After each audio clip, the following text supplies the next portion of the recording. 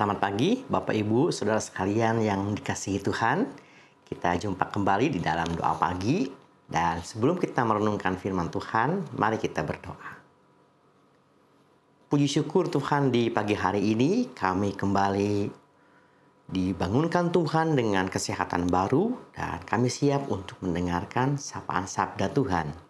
Dalam Kristus kami berdoa. Amin. Pembacaan Alkitab di pagi hari ini dari Matius pasal 23 ayat 23 sampai dengan 28. Celakalah kamu, hai orang ahli Taurat dan orang-orang Farisi. Hai kamu orang-orang munafik, sebab kamu memberi persepuluhan dari min, adas manis, dan jintan. Tetapi yang terpenting dalam hukum Taurat kamu abaikan, yaitu keadilan, belas kasih, dan kesetiaan. Hal-hal tersebut harus dilakukan tanpa mengabaikan yang lain. Hai kamu pemimpin-pemimpin buta, nyamuk kamu saring dari dalam minumanmu, tetapi unta kamu telan. Celakalah kamu, hai ahli-ahli Taurat dan orang-orang Farisi. Hai kamu orang-orang munafik, sebab cawan dan pinggan kamu bersihkan sebelah luarnya, tetapi sebelah dalamnya penuh rampasan dan kerakusan. Hai orang Farisi yang buta, bersihkanlah dahulu sebelah dalam cawan itu, maka sebelah luarnya juga akan bersih. Celakalah kamu, hai ahli-ahli Taurat dan orang-orang Farisi. Hai kamu orang-orang munafik, sebab kamu seperti kuburan yang dilabur putih, yang sebelah luarnya memang indah tampaknya, tapi yang sebelah dalamnya penuh tulang belulang dan segala kotoran. Demikianlah juga kamu, di sebelah luar kamu tampaknya benar di mata orang, tetapi di sebelah dalam kamu penuh kemunafikan dan kelaliman. Saat ini kita akan merenungkan tentang sebuah tema, yaitu integritas versus kemunafikan. Menjadi pribadi yang berintegritas tidaklah mudah. Karena integritas adalah kepaduan antara apa yang dikatakan dengan perbuatan. Tidak seperti sebuah potongan sebuah lagu, lidah lain di hati, lain yang diucapkan. Nah, tentu tidak gampang ya menyelaraskan antara apa yang kita ucapkan dengan perbuatan kita. Itu namanya hidup yang berintegritas. Di dalam perikop yang kita baca, berbicara juga mengenai tentang sebuah pergumulan akan hidup yang berintegritas. Yaitu ketika orang-orang Farisi dan ahli Taurat, mereka mengajarkan hukum-hukum, tapi mereka sendiri tidak hidup di dalamnya. Mereka mengajarkan jalan tentang kehidupan yang benar di hadapan Tuhan, tetapi kehidupan mereka sendiri tidak menjalankan kebenaran itu sendiri. Kalau kita lihat ya di dalam ayat 23 begitu ya, tentang memberikan persembahan, hukum memberikan persembahan, yang namanya hukum bagi orang-orang Farisi dan ahli Taurat adalah harus dijalankan dengan begitu detail dan tepat. Dan ketika dalam memberikan persembahan persepuluhan begitu ya, di sini dikatakan yang terpenting dalam hukum Taurat kamu abaikan, yaitu keadilan, belas kasihan, dan kesetiaan.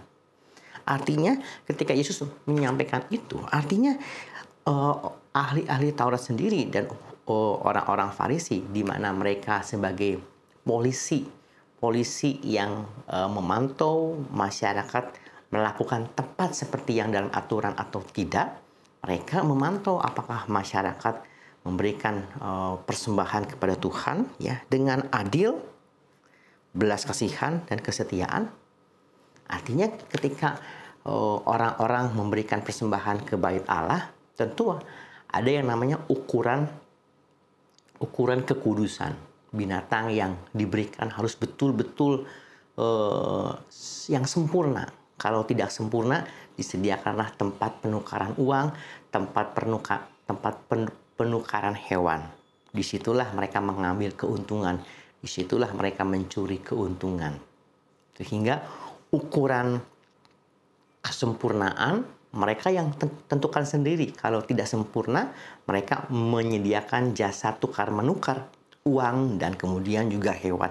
Disitulah mereka mengambil untung sesuka-suka mereka. Itu yang disebut dengan keadilan atau ketidakadilan. Itulah yang mereka lakukan, yaitu adalah ketidakadilan.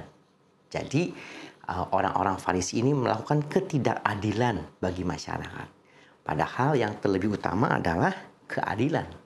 Keadilan dalam bahasa Ibrani-nya atau Yunani-nya adalah mispat, hukum, dan sedek, itu kebenaran. Aletheia dan dikaiosune. Keadilan di dalam bahasa Ibrani-nya sangat terkait dengan kata benar. Jadi mereka sendiri yang sebenarnya menerapkan aturan-aturan, tetapi mereka sendiri yang berbuat jahat, mencurangi terhadap masyarakat. Sehingga mereka tidak punya belas kasih dan kesetiaan. Nah, hal yang selanjutnya kemudian di sini di ayat yang ke-28. Demikian jugalah kamu, di sebelah luar kamu tampaknya benar di mata orang, tetapi di sebelah dalam kamu penuh kemunafikan dan kelaliman. Lalim artinya jahat, kejahatan. Nah, ini pun juga terkait dengan peradilan, ya, peradilan di kalangan masyarakat Yahudi pada saat itu di zaman Yesus. Jadi yang namanya peradilan ada dua, ada peradilan secara hukum negara yang terkait dengan misalkan pemerintah, ya, pemerintah Herodes begitu, tapi juga ada pemerintahan agama atau peraturan agama atau peradilan agama. Jadi sebelum ada hal-hal tertentu yang berhubungan dengan masalah kerohanian gitu ya, kudus atau tidak kudus. Kalau misalkan orang berbuat zina, nah itu akan terlebih dahulu dibawa kepada pengadilan agama, kira-kira begitu. Jadi di dalam pengadilan tersebut ya juga bisa membahas soal sengketa-sengketa tanah, jual beli tanah. Nah, pengadilan agama juga campur tangan di dalam situ.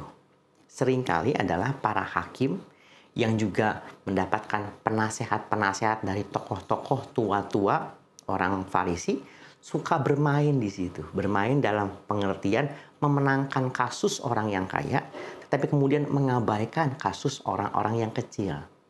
Sehingga dalam menangani kasus, ketika para hakim kemudian mendapatkan bayaran, dukungan dari orang-orang Farisi ataupun juga pihak yang bersengketa, dimenangkan. Tetapi kemudian ketika masyarakat kecil yang tidak punya uang dikalahkan kasusnya. Itu adalah kelaliman. Sehingga dari contoh-contoh tersebut Yesus melihat betapa mereka mengajarkan apa yang benar, tetapi kehidupan mereka penuh dengan kejahatan dan ketidakadilan. Bagaimana dengan kita, Bapak Ibu Saudara sekalian? Apakah dalam keseharian kita selaras antara kehidupan yang kita ucapkan dalam kebenaran dengan kehidupan kita sehari-hari? Kita seringkali mencoba hidup benar di hari Minggu. Hari Minggu harinya Tuhan. Hidup benar, hidup saleh di hadapan Tuhan. Tapi seringkali Senin sampai Sabtu di dalam pekerjaan kita sehari-hari, di kantor, di pekerjaan kita seringkali kembali ke dalam manusia yang lama, silih sikut, berbuat jahat. Dalam pengertian bisa kasus-kasus yang tadi juga dapat mungkin hadir dalam kehidupan kita. Bisa dalam hal berdagang, bisa dalam hal misalkan di kantor itu ya. Senin sampai Sabtu seakan-akan kita bukan orang Kristen. Hari Minggu baik lagi menjadi pribadi yang suci begitu. Tapi hari Seninnya tidak sesuai lagi sampai dengan hari Sabtu. Itu juga adalah bentuk bagaimana kehidupan kita yang tidak berintegritas. Bahkan Yesus dapat mengecamnya sebagai orang munafik. Kiranya di doa pagi hari ini kita diingatkan untuk tetap menjadi pribadi yang berintegritas dan bukan munafik. Dari Senin, Selasa, Rabu, Kamis, Jumat, Sabtu, Minggu, kembali ke Senin seutuhnya adalah sebuah ibadah untuk Tuhan dalam kebenaran. Kita berdoa. Tuhan berkatilah kami di hari ini, sehingga kami mengawali pekerjaan dengan kebenaran dan juga kekudusan di seluruh pekerjaan hari-hari yang kami jalani. Berkati kami Tuhan, dalam nama Tuhan Yesus Kristus kami berdoa. Amin. Sampai jumpa kembali, Tuhan berkati kita semua. Bagi Bapak Ibu yang memiliki pergumulan khusus dan ingin didoakan, bisa menghubungi rekan-rekan pendeta di nomor berikut.